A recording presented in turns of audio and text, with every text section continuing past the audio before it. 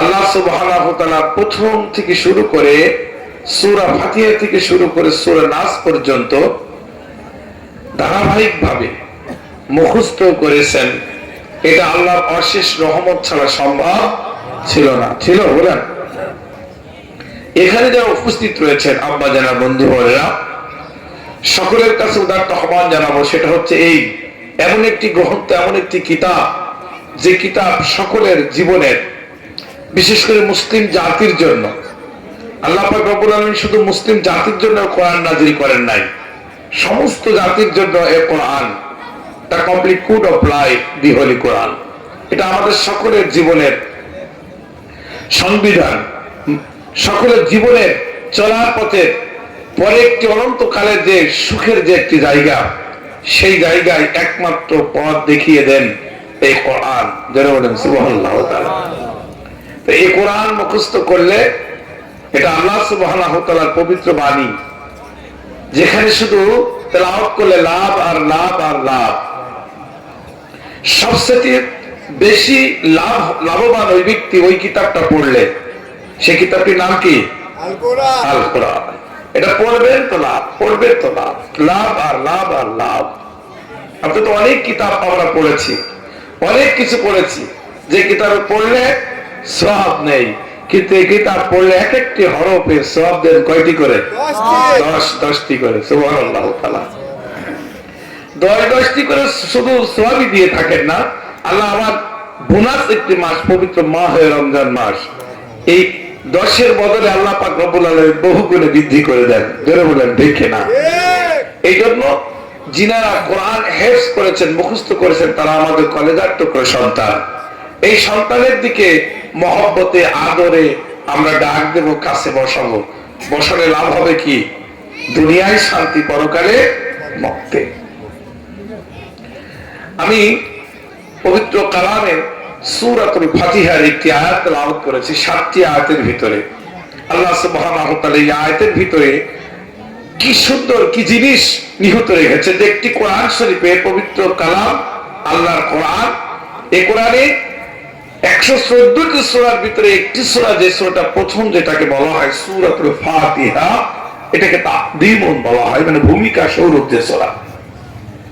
কোরআন শরীফের 114টি সূরার ভিতরে কোরআনের প্রথম থেকে শুরু করে শেষ পর্যন্ত যত কথা আছে, যত বক্তৃতা আছে, যত আমল আছে, যত চলাফেরার সংবিধান রয়েছে, সব কিছুকে এক জায়গায় এনে ফিনিশ দিয়েছেন। সেটা সুবহানাল্লাহু তাআলা পবিত্র কালামে সূরাতুল ফাতিহা। সুবহানাল্লাহ। আওয়াজ হয় না? সুবহানাল্লাহ। সব মুরব্বীরা বলছেন, যুবকরা চুপ থাকলে হবে? জোরে বলেন সুবহানাল্লাহ। পিছন থেকে বলেন আল্লাহু আকবার। আর একটু জোরে বলেন আল্লাহু আকবার। আমি আসলে জিহাদি, তো অবস্থা পাশে বসা জিহাদি, আমি জোরে কথা বলি, তাই আমি জিহাদি। হক কথা, সত্য কথা বলবো, এই জন্য আলহামদুলিল্লাহ জিহাদি। আপনাদের ক্ষেত্রে বলি, কোন যুদ্ধে আমি অংশগ্রহণ করি নাই, নাম আমার জিহাদি। জোরে কথা বলবো, আর এই কথায় উপকৃত হব আমরা আমাদের জীবন গড়বো, সেই কথাগুলো একটু জোরে সরে বলবো। আমি টিচার মানুষ, যখন ক্লাসে যাই, আমার ছাত্রগুলো যখন কথাবার্তা না বলে চুপ থাকে, তাহলে বুঝবো যে আমার কাজ হচ্ছে না।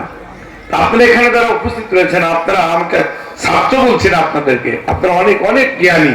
তবে যে কোরআনের যে কথাগুলো আছে, যদি বলতে বলি যে সুবহানাল্লাহ বলুন, আপনারা একটু বলবেন তো ইনশাআল্লাহ? আলহামদুলিল্লাহ। যাই হোক, আমি যে কথায় আলোচনার দিকে আসতে গিয়েছি, সেটা হচ্ছে এই সূরাতুল ফাতিহা। আল্লাহ পাক রব্বুল আলামিন এই 114টি সূরার ভিতরে এই সূরাটির নাম সূরাতুল ফাতিহা। আসলে ফাতিহা মানে কি? ফাতিহা শব্দের অর্থ হচ্ছে খোলা, শুরু করা, তাই না? ওপেন, খোলা। 114টি সূরাটা কোরআন মাজিদ তেলাওয়াত করতে গেলে, খুলতে গেলে যে সূরাটি প্রথমে ভাবে, ওই সূরাটির নাম কি? ফাতিহা। সূরাতুল ফাতিহা। এই সূরাটি তেলাওয়াত করলে কি উপকার হয়? বিসমিল্লাহির রহমানির রহিম। দয়াময়, পরম দয়ালু আল্লাহর নামে শুরু করলাম। বিসমিল্লাহির রহমানির রহিম দেখতে গেলে কি লাগে? বা লাগে, প্রথমে বা বিসমিল্লাহ বা লাগে, আবার পরে কি সিন নাকি বলেন, বা সিন। আবার পড়া শুরু করা হয়েছে বা দিয়া, শেষ করা হয়েছে কি সিন দিয়া। কি কথা! সূরা, প্রথম সূরাটির নাম আমরা যেটাকে ভূমিকা বাদ দিয়ে একটা সূরা, সেটা সূরাতুল বাকারা। সূরাতুল বাকারা। বাকারার একটু লাগে কি বা। বাকারা শব্দের অর্থ কি? গরু বা গাভী। এই গাভী, গাভী। তাই বাকারা মানে গাভী। দেখেন বিসমিল্লাহ, প্রথমে বিসমিল্লাহির রহমান, তারপরে সিন। কোরআন শরীফের শেষ সূরার নাম কি? নাস। নাস লিখতে গেলে লাস্টে কি লাগে?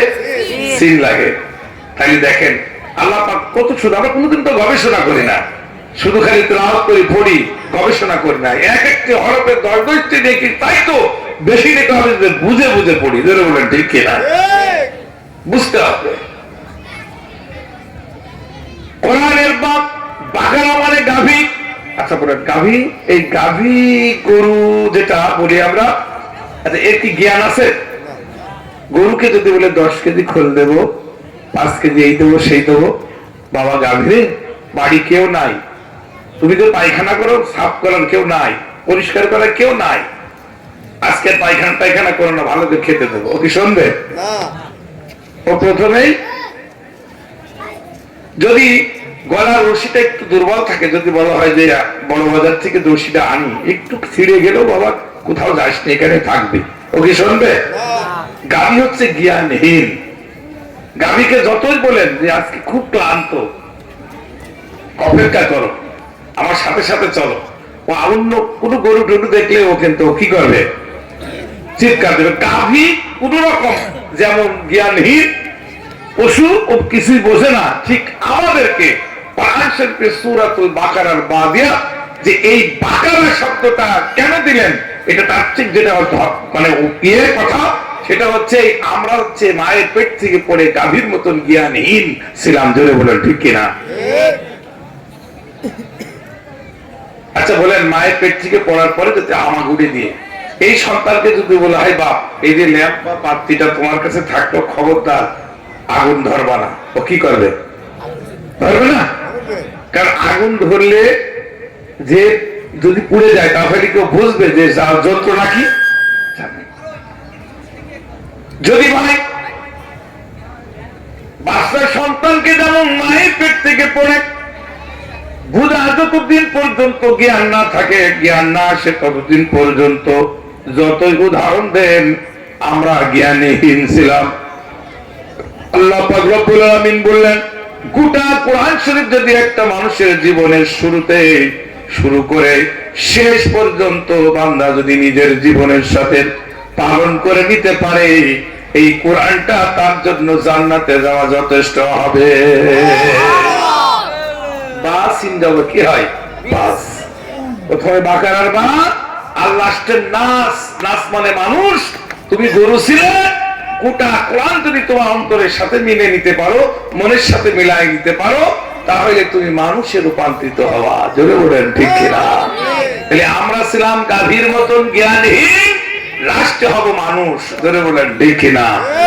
মানুষ হতে চান কে কে? হাত তুলে দেখা। আলহামদুলিল্লাহ। আসলে আমরা তো মানুষই, তারপরও এটা আপনারা মাইন্ড করবেন না, আমি বোঝানোর ক্ষেত্রে বলেছি।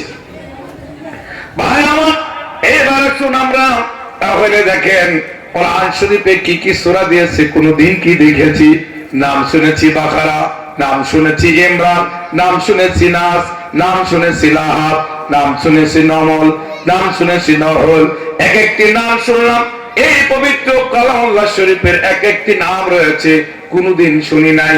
মাদ্রাসায় যখন ছোটবেলায় লেখাপড়া করতে যেতাম, রাস্তাঘাটে দেখা হলে অনেকে ডেকে বলতো, বাবা কোরআন শরীফে গরু সূরা নামে একটা সূরা আছে, তুমি কি জানো? আচ্ছা বলেন, কোন বাচ্চা ছেলেকে যদি বলা হয় গরু সূরা মানে তোমার কোরআনে একটা সূরা আছে, আচ্ছা বলেন বাচ্চা যখন জানবে না তখন তো শুনবে, তো চোখ মুখ মোটা করবে না? গরু সূরা মানে এত সাহস? কোরআনে গরু সূরা আছে, কোরআনে মানুষ সূরা আছে, কোরআনে পিঁপড়া আছে, কোরআনে মধু আছে। আল্লাহু আকবার। এইগুলো কেন? এইগুলো সম্পূর্ণ জিনিস এগুলো আপনারা পড়বেন সবচেয়ে সহজ এবং সরল ভাষায়। আপনারা যেটা আছে তাফহিমুল কোরআনটা একটু দেখবেন খুলে, এর সহজ একদম সুন্দর ভাষায়, যেটার ভিতরে বেশি ইয়ে নাই, এটা দেখবেন। আল্লাহু আকবার। তারপরে তাফসিরে অনেকগুলো তাফসীর বের হয়েছে, সুবহানাল্লাহু তাআলা। অনেক লিখতে কাসিরটা পড়বেন, সুবহানাল্লাহু তাআলা।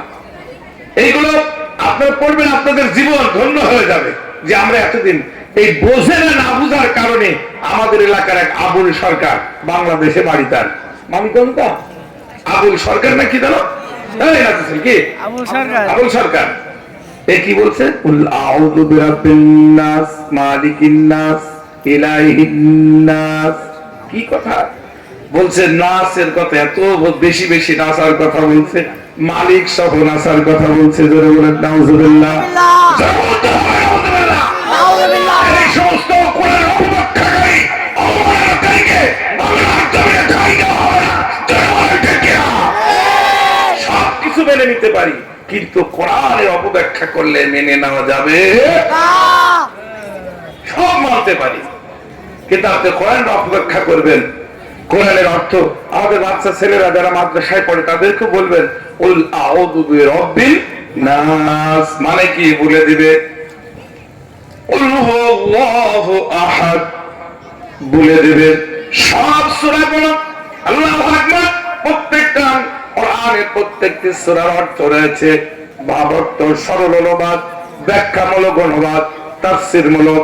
এভাবে যদি আপনারা প্রত্যেকটা মানুষগুলো যদি আমরা পড়ে নিতে পারি, আমার জীবন আপনার জীবন বিফলে যাবে না, পরিষ্কার হবে, আমি আপনি কামিয়াবি হব। জোরে বলেন ঠিক কিনা? কিন্তু আমরা এগুলো জানি না, কোরআনের অপব্যাখ্যা করি। আমার এই যে কয়েকদিন আগে আমি মাহফিলে গেলাম, আপনার হচ্ছে মেহেরপুরের একেবারে বিলের পাশের এক সাইডে যাওয়ার পরে আল্লাহ আমাকে বলছে, হুজুর আপনি কি জানেন কোরআন শরীফে হুজুরদের জন্য আয়াত নাযিল হয়েছে? তাহলে হুজুরদের জন্য আয়াত নাযিল হয়েছে বুঝলাম না। বলছে হ্যাঁ হ্যাঁ, আপনি করেননি? কোন সূরা? বলে যে আলাম তারা আলেম তারও এই সূরাই তো আছে। নাউজুবিল্লাহ। আলাম তারা কি কথা? বলে আলাম তারা আলেম তারও কায়দা ফেলা, কায়দা করে ফালা মারো, বিয়া সাবিল ফিল ধরে ধরে হুজুরের খাল বিলে ডুবাও। নাউজুবিল্লাহ। কি কথা? তাই এই অপব্যাখ্যা করে সমাজের সাধারণ মূর্খ সমাজের ভিতরে এই কথা যদি বলে থাকি, তা তো ঠিকই গো, এরকম একটা সূরা আছে। নাউজুবিল্লাহ। সূরাতুল ফিল, ফিল মানে হাতি। দেখেন এর অর্থগুলো দেখবেন। আল্লাহু আকবার।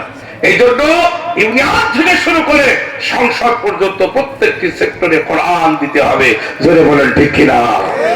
প্রত্যেকটা জায়গায় কোরআন না থাকলে একজন জ্ঞানী মানুষও এই অবস্থা হয়।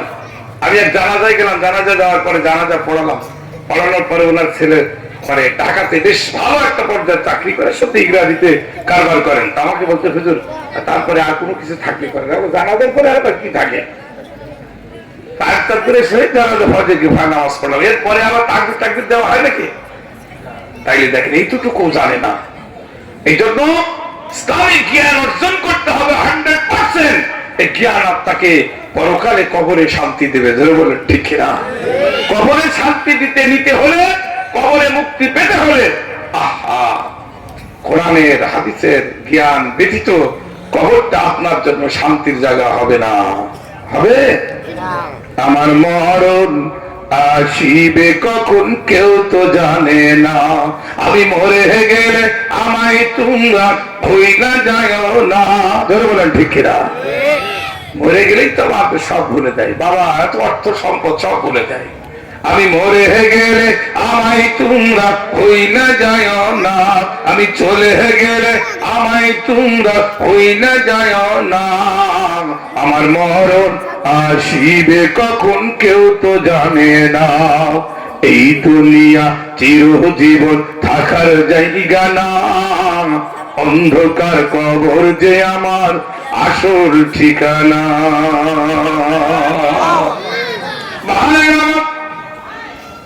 কত টাকা কত পয়সা দুনিয়ার ভিতরে কামিয়েছি, কত সব কত কিছু করলাম, কিন্তু কবরের জন্য আমি কিছুই করতে পারলাম না। ওই কবর যে কি জিনিস কোনদিন কল্পনা করি নাই, চিন্তাও করি নাই। হযরতে নূহ পয়গম্বর হঠাৎ করে তার সন্তান শামকে নিয়ে চোখের পানি ছেড়ে দিয়ে কাঁদে। শাম বলছে, আব্বাজি আপনার চোখের পানি দেখে আমার মায়া হয়, আপনার চোখের পানি দেখে আমার বড় কষ্ট হয়। আব্বাজি বলবেন কি, আপনি এত শরীরটা আপনার ঘামে কেন, শরীরে এত ঘাম বের হয় কেন, বলবেন কি? হযরত নূহ পয়গম্বর শামকে বুকের সাথে জড়ে বলছে, বেটা শাম, আমার সময় ফুরিয়ে গেছে। এক নয়, দুই নয়, 900 আরো 950 বছর ধরে আমি দিনের কাজ করে গেলাম, আমি সমস্ত কিছু কাজ করে গেলাম। বেটা সামরে এই ইন্তেকাল মুহূর্তে এখন দুনিয়া থেকে বিদায় হয়ে যাব, শুধু ভয় হয় কিয়ামতের মাঠে কঠিন মুসিবতের সময় আমি আমার সমস্ত হিসাব নিকাশ আমার মহান আল্লাহর কাছে কেমন করে দেব।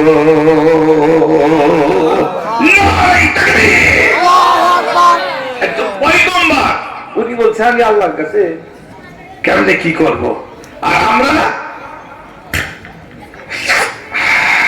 আছে না টান টুন দিয়ে ওরা নাকি আল্লাহর সাথে ডাইরেক্ট সম্পর্ক রাখে, আছে এরকম আছে, টান দিয়ে আল্লাহর সাথে সম্পর্ক রাখে, কি কথা। আর আমরা শীতের ভিতরে, প্রচন্ড শীত, এই শীতের ভিতরে ঠান্ডা পানি দিয়া ওযু করে যখন থরথর করে কাঁপি, ইমামের পিছনে নামাজ পড়ি, আমাদের জন্য কিছু না, অথচ ওরা টান দিয়ে ভিতর থেকে ধোয়া বের করার পরে আল্লাহ বের হয়ে দেখো জিকির করতে করতে যাচ্ছে, জোরে বলে নাউজুবিল্লাহ। ভাই আমার বন্ধু, এই জন্য আপনাদের ক্ষেত্রে বলি, এখানে যারা আত্মা আসেন আসেন আসেন, আজকের এই পবিত্র কালামুল্লাহ শরীফের মাহফিলে মরণটা কবরটা কি একটু আমরা জেনে নিই। আল কোরআন আমাদের জীবনের সাথে মিলাইয়া নিলে আমাদের কি হয় এইটা আমরা একটু জেনে নিই, যদি জানতে পারি আল্লাহ কবুল করবে। শাম বলছেন, আব্বাজি আপনার আমার আল্লাহু আকবার বুকের সঙ্গে ধরে নূহ পয়গম্বর বলছেন, বেটা শামরি এই দুনিয়াতে আরেকটি বার তুমি মরণের পরে আরেকটা বার আল্লাহ তোমাকে জীবিত করবে। ওই জীবিত করার পরে তোমার সামনে যিনি দাঁড়িয়ে থাকবে তিনি বিশ্বনবী, আখির জামানার আগের একটি পয়গম্বর আসবে, ওই পয়গম্বরের নাম হবে হযরত ঈসা পয়গম্বর। জোরে জোরে বলুন আল্লাহু আকবার, জোরে হলো না। এই পয়গম্বর শুধু আল্লাহর কাছে কান্নাকাটি করতেন, এই জন্য কাকুতি বিনতি করতেন, নাম হচ্ছে নূহ। নূহ শব্দের অর্থ হচ্ছে হাজারি করা। আল্লাহু আকবার, চোখের পানি ছেড়ে দিয়ে শুধু আল্লাহর কাছে কাঁদতেন আর কাঁদতেন। পৃথিবীর ভিতরে কারোর কাছে চাওয়া যাবে না, চাইতে হবে কার কাছে? আমরা চাই কার কাছে? আল্লাহর কাছে চাই, আবার আমাদের ইউনিয়নের লিডারের কাছে চাই, নাকি বলেন?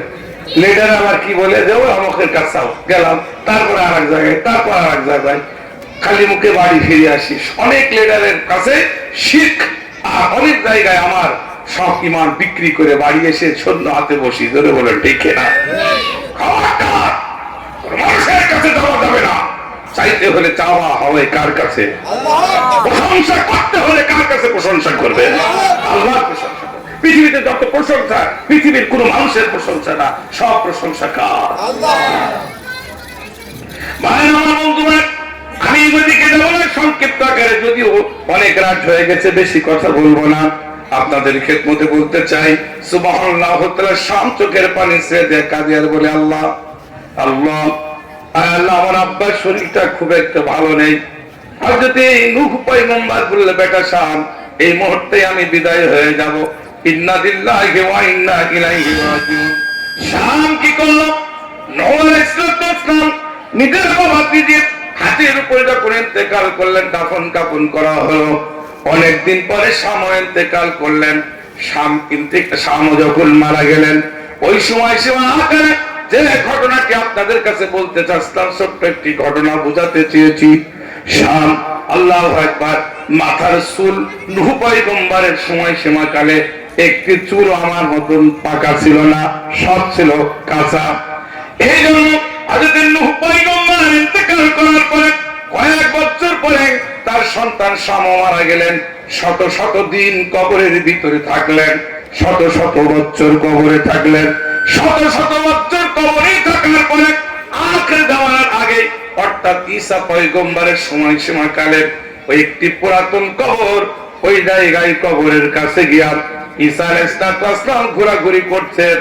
ঈসা আলাইহিস সালামের সমস্ত সকল সফরের সাথীরা বললেন, হুজুর, আপনাকে আল্লাহ পাক রব্বুল আলামিন ক্ষমতা দিয়েছেন, এই বিশাল পুরাতন কবরের পাশে এসেছেন, এর ভিতরে লাশটাকে আপনি জীবিত করে কথা বলুন। এটা পারেন কারা? আল্লাহ পাক যদি ইখতিয়ার দেন, জোরে বলেন ঠিক কিনা? এটা ভিতরে বোঝে না, দাঁড়িয়ে চুপ করে গেলেন, যাওয়ার পর পয়গম্বর পাশে বসে আছেন, ভাই দাঁড়িয়ে আছেন কবরের কাছে। কি ঈসা পয়গম্বর বলছেন, কে আছো?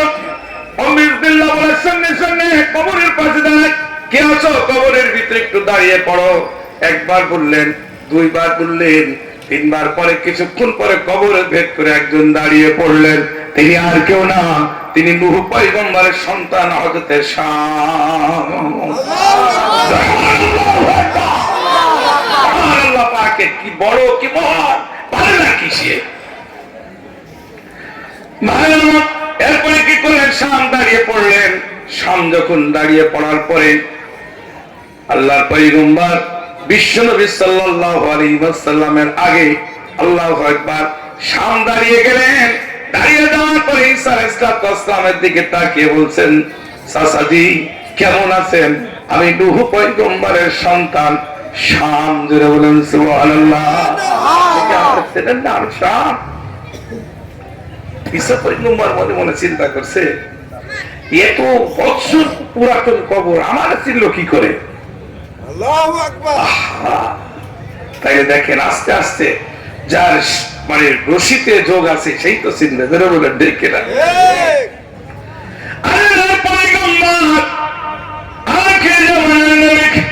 বিশ্বনবী সাল্লাল্লাহু আলাইহি ওয়াসাল্লাম সুন্দর করে বর্ণনা করছেন। ঈসা আলাইহিস সালাম যখন বললেন, আপনি আমার চাচা বলেন, আপনারে তো চিনি না, কে আপনি? তখন বলছে, চাচা যান আপনারা চিনবেন না,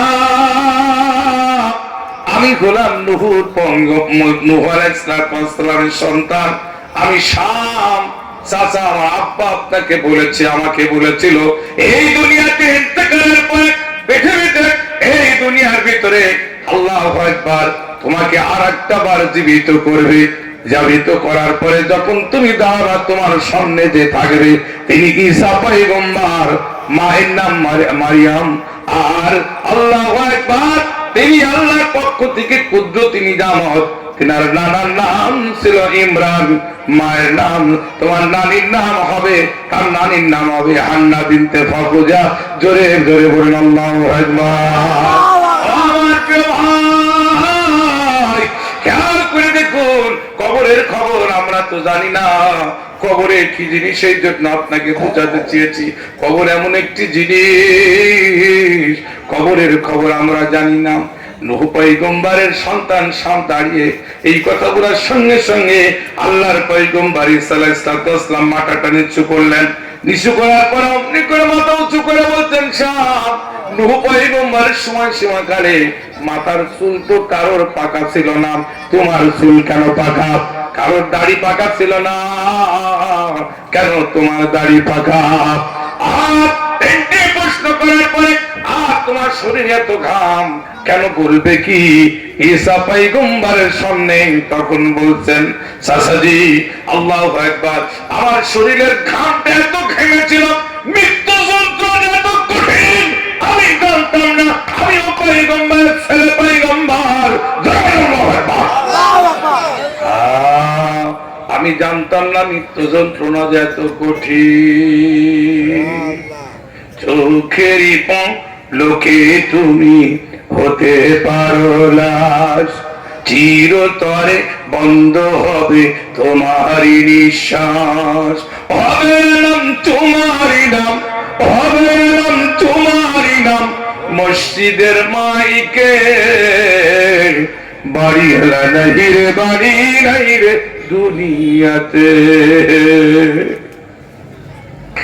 মরণ যে কি জিনিস, মৃত্যু কি জিনিস আমরা বুঝি না। এই সবাই আমার বলতে বেটা সাহেব, মৃত্যু যন্ত্রণা সম্পর্কে তুমি বলো।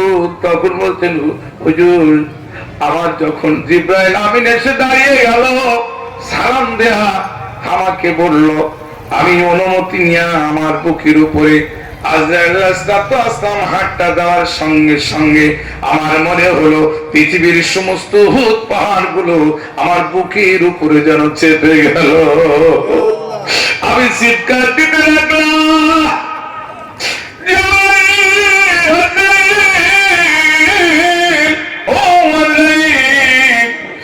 সব পৃথিবীতে যত পাহাড় সব আমার বুকের উপরে চাপিয়ে দিলেন।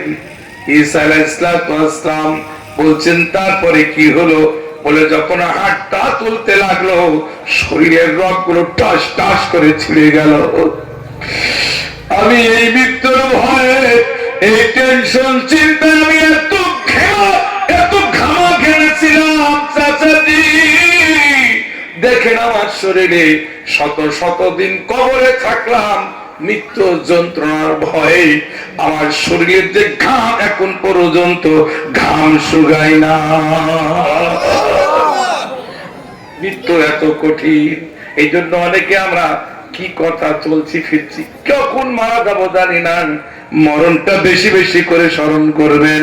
আমার মরণ আসিবে কখন কেউ তো জানে না। আমি মরে গেলে আমায় তোমরা ভুইলা যায় না। বলুন, আমি মরে গেলে আমায় তোমরা ভুইলা যায় না। আমি চলে গেলে আমায় তোমরা ভুইলা যায় না। আমার মরণ আসিবে কখন কেউ তো জানে না। আপনি জানেন না, আমি জানি না, কেউ জানি না। মরণ আল্লাহর পক্ষ থেকে আসবে। মরণ আসলে প্রস্তুতি হয়ে থাকেন, কখন মরা লাগবে প্রস্তুত হয়ে যান। মৃত্যু যদি মৃত্যুর সময় আপনি বেঈমান অবস্থায় মারা যান, নাফরমান হয়ে মারা যান, কবর কিন্তু আপনাকে ছাড়বে না। জোরে জোরে বলেন ঠিক কিনা? কবর একটি গর্ত। মনে মনে চিন্তা করছে এই গর্তটা এমন গর্ত, কবরের ভিতরে যখন নামাবে, ডান দিক থেকে একটা চাপ দিবে, বাম পাদর থেকে একটা চাপ দিবে, শরীরটা পিষে একেবারে শেষ হয়ে যাবে, তুষের মতন হয়ে যাবে। আবার আল্লাহ পাক বলবেন এই সময় ওই ব্যক্তিকে আমি মারাবো না, সে বাঁচবেও না, মরবেও না, সে বাঁচবেও না। তাহলে দেখেন কত কষ্ট আর কত কষ্ট। মরতেই হবে। আমার প্রিয় ভাইরা, আমরা যারা দুর্নীতি খারাপ কাজে আছি, সকলে আমরা ফিরে ভালো কাজে থাকি, মৃত্যুর জন্য সবসময় প্রস্তুত থাকি। তাহলে কবরটা আমার জন্য আপনার জন্য ভালো হবে। জোরে বলেন ঠিক কিনা? ভাইরা আমার একদম শেষের দিকে এসে গেছি। এই জন্য মরণ মরতেই হবে। গান বাজনা, নভেল, নাটক সবকিছু দেখে আমার অন্তর সবকিছু আমরা শেষ করে ফেলেছি। গান বাজনা শিখে বাচ্চা কাচ্চা উল্টো কিছু দেখে মানুষগুলো আমাদের সংস্কৃতি অপসংস্কৃতিকে জড়িত হয়ে গেছে, আল্লাহর কোরআনের দিকে নাই। জোরে বলেন ঠিক কিনা? আপনাদের বন্ধুরা, কোরআনের দিকে ফিরতে হবে, হাদিসের দিকে ফিরতে হবে। যদি ফিরতে পারি, আমার জীবন আপনার জীবন ধন্য হবে। হবে কিনা? হবে কিনা? আমার বন্ধু, এরপর আল্লাহ পাকের পুত্র যেমন হযরত ঈসা আলাইহিস সালাম বললেন নূহ পয়গম্বরের সময়, বেটা তুমি তো শাম পরিচয় দিচ্ছ সন্তানের, কিন্তু ওই সময় সীমাকালে কালো চুল পাকা ছিল না, তোমার চুল পাকা কেন? বলছেন চাচাজি, চুল পেকেছে এই জন্য কবরের ভিতরে শত শত দিন থাকলাম, আর চিন্তা হলাম কয়দিন হায়াত দিয়েছে, হায়াতের ভিতরে আল্লাহ তোমার ইবাদত করতে পারি নাই, তোমার বন্দেগী করতে পারি নাই, তোমাকে ভালোবাসতে পারি নাই। এই সামান্য ইবাদতে কি তুমি কিয়ামতের মাটি কঠিন মুসিবতের সময় দাও দাও করে আগুনে তুমি যদি ফেলাইয়া দাও, আমি শাম বড় বিপদে পড়ে যাব, আল্লাহর পয়গম্বরের সন্তানের কলঙ্কি হয়ে যাবে। আল্লাহ গো আল্লাহ, কখন না জানি কিয়ামত হয়, কখন না জানি কিয়ামত হয়। কিয়ামত যদি হয়ে যায়, সামান্য আমল নিয়ে আমি শাম কেমন করে আল্লাহ দরবারে উঠবো? এই টেনশন, এই চিন্তায়, ভয়ে আমার কালো দাড়িগুলো সব কিছু টেনশন, চিন্তায়, ভয়ে সব সাদাই রূপান্তরিত হয়ে গেছে।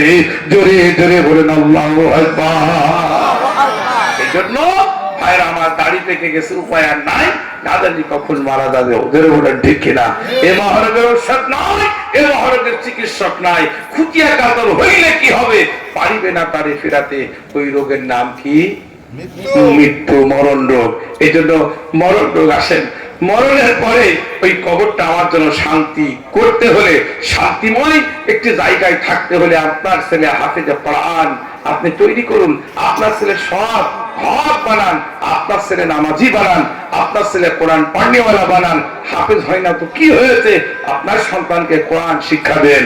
যদি এগুলো দিতে পারেন, আপনি আমি কবরে শান্তি পেতে পারি। এই গ্যারান্টি দিয়েছেন কে? আল্লাহ। আমার নবী সাল্লাল্লাহু আলাইহি ওয়াসাল্লাম তা প্রচার করেছে।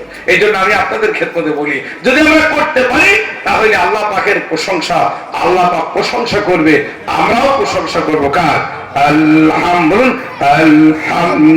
আলহামদুলিল্লাহি রাব্বিল আলামিন। আল্লাহ বললেন, ও আমার প্রিয় বান্দাগণ, আল্লাহু আকবার, পৃথিবীতে যত প্রশংসা আছে সব প্রশংসা পাওয়ার যোগ্য লিল্লাহি রাব্বিল আলামিন, বিশ্ব জগতের প্রতিপালক মহান আল্লাহ। এই সব কিছুর মালিক কে? আল্লাহ। জোরে বলুন কে? আল্লাহ। বলেন আমার মালিক কে? আল্লাহ। হাতের মালিক কে? আল্লাহ। আমার কণ্ঠের মালিক কে? আল্লাহ। সব কিছুর মালিক হচ্ছে আল্লাহ। সেই আল্লাহকে ভোলা যাবে না, আল্লাহকে ভোলা যাবে না। আল্লাহকে তো আমরা ভুলে গিয়েছি। আল্লাহকে ভোলার কারণে আমাদের সমাজের ভিতরে সব কিছু শেষ হয়ে গেছে। জোরে বলেন ঠিক কিনা? এই জন্য আব্বাজানের বন্ধু হলো, আমরা আল্লাহকে ভুলবো না। আল্লাহকে আমরা যদি ভুলে যাই, তাইলে আল্লাহর কাছে, আল্লাহর জান্নাতে আমরা ঘর পাওয়া যাবে না। তাহলে আল্লাহর জান্নাতে ঘর পেতে হলে 100% আপনার সন্তানকে আলেম বানাতে হবে, সৎ বানাতে হবে, হক পথে চালাতে হবে। তাইলে আল্লাহ পাকের জান্নাতে ঘর পাওয়া যাবে। জোরে বলেন ঠিক কিনা? মানে আমার বন্ধু, এই জন্য আল্লাহ পাক রব্বুল আলামিন সুবহানাহু ওয়া তাআলা সুন্দর করে বর্ণনা করে দিয়েছেন। আল্লাহ ডেকেছেন, বলুন, ইয়া আইয়ুহাল্লাযীনা আমানু, হে ঈমানদারগণ, হে মুমিনগণ, হে মুমিনগণ। কত মধুর, কত ময়ার ডাক আমার আল্লাহ দিলেন। এখানে বলেন না ইয়া আইয়ুহান নাস, এই কথা বলেন নাই। নাস শব্দের অর্থ মানুষ, হে মানব সকল, এ কথা বলেন নাই। হে মানব সকল যদি বলতেন, সেখানে ইহুদি বাদতো, নাসারা, খ্রিস্টান, বৌদ্ধ, পৃথিবীতে যত জাতি আছে সমস্ত জাতিকে বোঝাতো। কিন্তু সব জাতিকে বাদ দিয়া আমার আল্লাহ ডাক দিয়ে দিয়েছেন অনেক আয়াতে, ইয়া বলুন, ইয়া আইয়ুহাল্লাযীনা আমানু।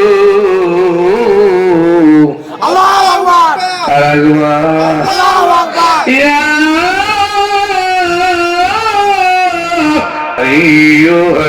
আইয়ুহাল্লাযীনা আমানু আতিউল্লাহ ওয়া আতিউর রাসূল। আল্লাহু আকবার। আল্লাহ বলে, হে মুমিনগণ, তোমরা আমি আল্লাহ আমার আনুগত্য করো, আমার দাসত্ব করো, আমার গোলামি করো। এরপরে কি করো? ওয়ার রাসূল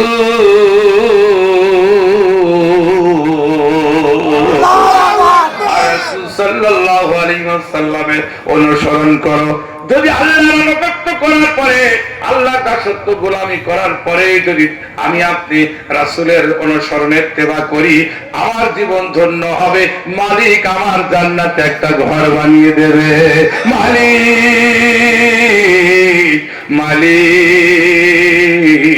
তুমি তোমার জান্নাতে একটি ঘর বানিয়ে দিও। মালিক, মালিক, তুমি তোমার জান্নাতে তোমার আমার পাশে একটি ঘর বানিয়ে দিও, একটি ঘর বানিয়ে রেখো।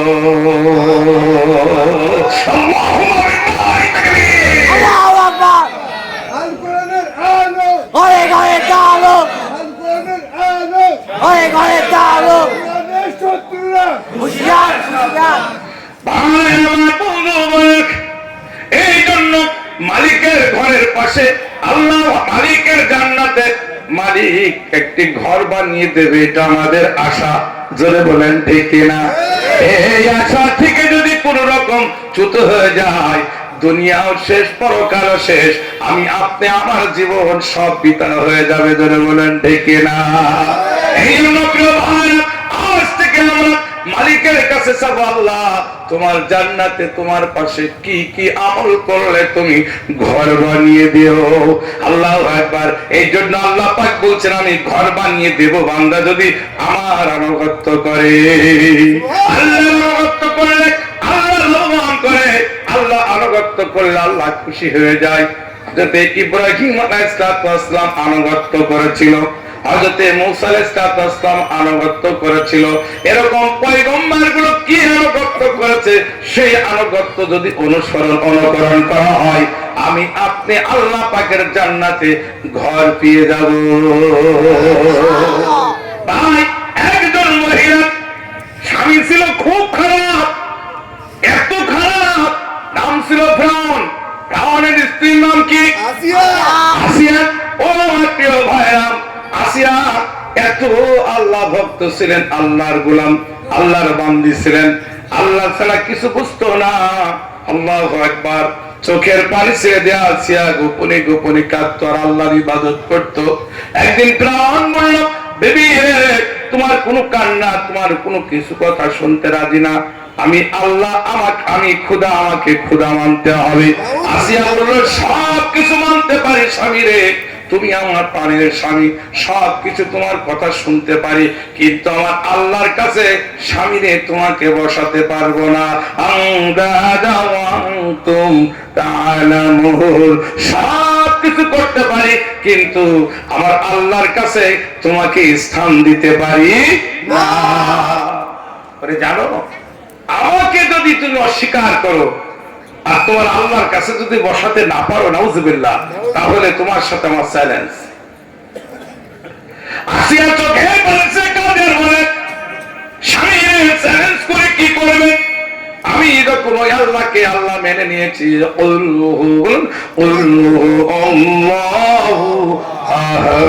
আল্লাহ বললেন, হে নবী সাল্লাল্লাহু আলাইহি ওয়াসাল্লাম, আপনি বলে দিন আমি এক। জোরে আল্লাহু আকবার। আসিয়াও বলেছিল, আল্লাহ এক, আমার আল্লাহ এক, আমার আল্লাহ স্বয়ং সম্পূর্ণ, আমার আল্লাহ জন্ম দেন নাই, আমার আল্লাহ জন্ম নেন নাই, আমার আল্লাহ কারোর সমকক্ষ না, তিনি কারোর কাছে ধার দেনা করেন না, তিনি আমার আল্লাহ, তিনি আমার সৃষ্টিকর্তা, গোটা পৃথিবীর সৃষ্টিকর্তা। লিল্লাহি মা ফিস সামাওয়াতি ওয়াল আরদ, জমিন এবং আসমান যা কিছু সৃষ্টির জগতে আছে, সব সৃষ্টির করনেওয়ালা কে? আল্লাহ। এই জন্য সেই আল্লাহকে ভোলা যাবে না। যখন তুমি ছোট্ট ছিলে, দাঁত ছিল না মুখে, বলো, যখন তুমি ছোট্ট ছিলে, দাঁত ছিল না মুখে, আরে তরল খাবার তুলে দিলেন মা জননীর বুকে রে, মা জননীর বুকে। আল্লাহ রে ডাকে রে বান্দা, আল্লাহ রে ডাক। ওই আল্লাহ রে ভোলা যাবে? যাবে? আমার মুখে তখন কিচ্ছু ছিল না, দাঁত ছিল না, আমি চলতে পারি নাই, ফিরতে পারি নাই, আমার কান্না ছিল ট্যা ট্যা আর হুঙ্গা করে কান্না ছাড়া কোনো আওয়াজ ছিল না। তখন কি করেছেন? যখন তুমি ছোট্ট ছেলে, দাঁত ছিল না মুখে, আরে তরল খাবার তুলে দিলেন মা জননীর বুকে রে, মা জননীর বুকে। আল্লাহ রে ডাকে রে বান্দা, আল্লাহ রে ডাক। ওই আল্লাহর বলে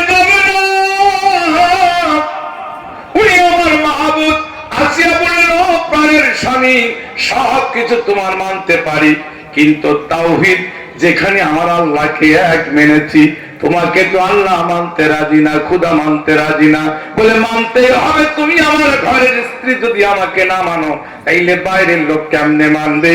এই জন্য স্ত্রীকে এমন আযাব দিল, এমন কষ্ট দিল, কিতাবের ভিতরে পাওয়া যায়, তাফসীরের ভিতরে আসছেন, কোরআন মাজিদে সুন্দর করে ঘটনাটা বর্ণনা হয়েছে। আল্লাহ একবার হাতগুলোতে ফেলাক মেরে দিয়েছে, শরীরগুলো থেকে চামড়াগুলো খসায় ফেলেছে। আল্লাহু আকবার। এমন উত্তপ্ত তেল এত টকবক করে ফোটানোর পরে ওই তেলের ভিতরে আসিয়াকে যখন ফেলায়া দিবে, আল্লাহর কাছে দোয়া করছেন, আল্লাহ তোমার কাছে কিচ্ছু চাই না, তুমি যে তোমার পাশে তোমার জান্নাতে একটা ঘর বানায়া রেখেছো আমার জন্য, ওই ঘরটা আমার চোখের সামনে ধরে রেখো।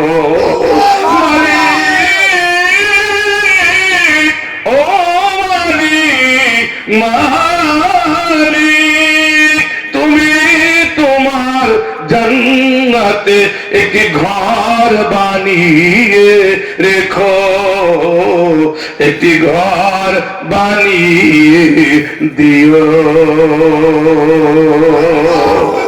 ভাইরা আমার, আসিয়াকে ফেলায় দিল, আল্লাহু আকবার, তেলের ভিতরে ডুবে গেল।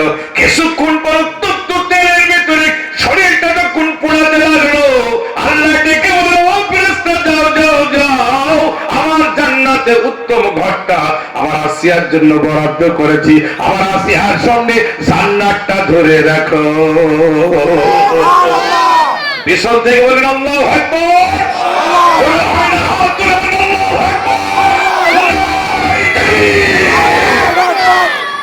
জিহাদি তো একটু দূরে কথা বলি, কষ্ট পাচ্ছেন না আপনারা? ভাইয়ের আমার, এরপরে কি হল?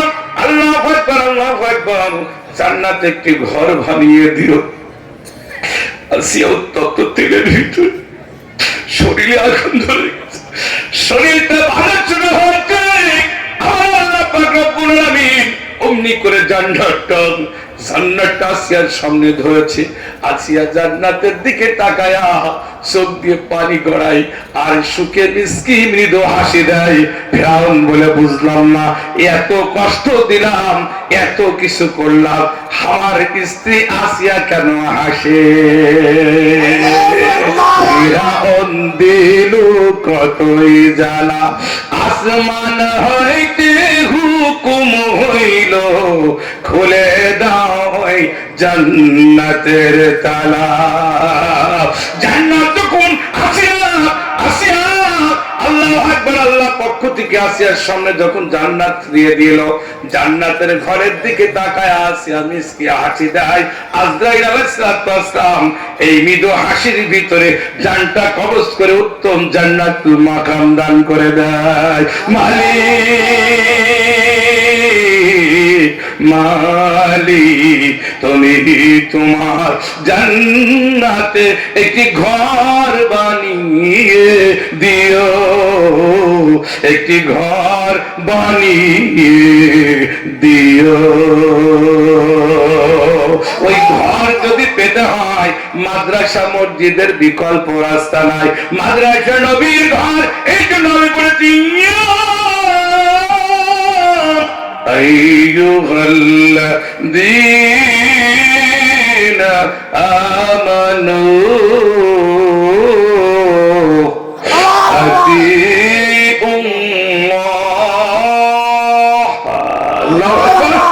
আল্লাহ বলছেন, হে মুমিনগণ, কে মধুর ডাক, কে মধুর ডাক দিলেন, হে মুমিনগণ, হে মুমিনগণ, তোমরা আমি আল্লাহ আমার আনুগত্য কর, আমার দাসত্ব করলে আমি যেমন বান্দারে জান্নাত দিয়ে দেব, তোমাদেরকে আমি এক একটি জান্নাত রেখেছি।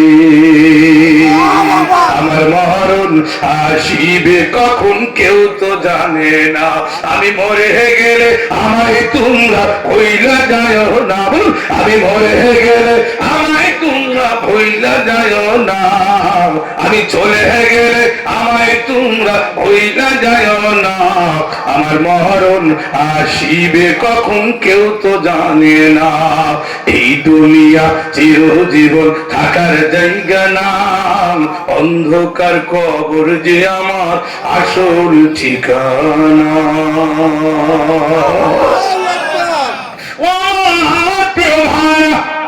ওই কবরে যাওয়া লাগবে কিনা? যাবেন যাবেন কবরে, সবাইকে যেতে হবে। হাতটা তুলে আল্লাহকে বলেন আল্লাহ আল্লাহ, তোলেন তোলেন হাতটা তোলেন। এই তো হাত তোলা হয় না, আর একটু জোরে তোলেন। আল্লাহ তুমি হাতগুলোকে কবুল করে নাও। আল্লাহু আকবার। কোরআন শরীফের সূরাতুল ইয়াসিন 22 এবং 23 পারা সুবহানাল্লাহু তাআলা 65 নম্বর আয়াতে দুইটি হাতের ওয়াজ করেছেন আল্লাহ। ডান হাতে আল্লাহ পাক উত্তম আমল দান করবে বলেন সুবহানাল্লাহু তাআলা। বাম হাতটা বদি দেবে, এই জন্য এই হাতটা নামান, ও হাতের প্রয়োজন নাই। ডান হাত ডান হাত চেনেন তো সবাই? দেখি ঠিক মতো উঠাইছেন কিনা, কেউ একটু করছে কেউ ওই দেখেন আমার প্রিয় ভাই এতটুকু, তুমি এরকম একটু তোলেন। আল্লাহু আকবার। হাত আল্লাহ তুমি কবুল করে নাও, হাতগুলো কবুল করে নাও। সুবহানাল্লাহ।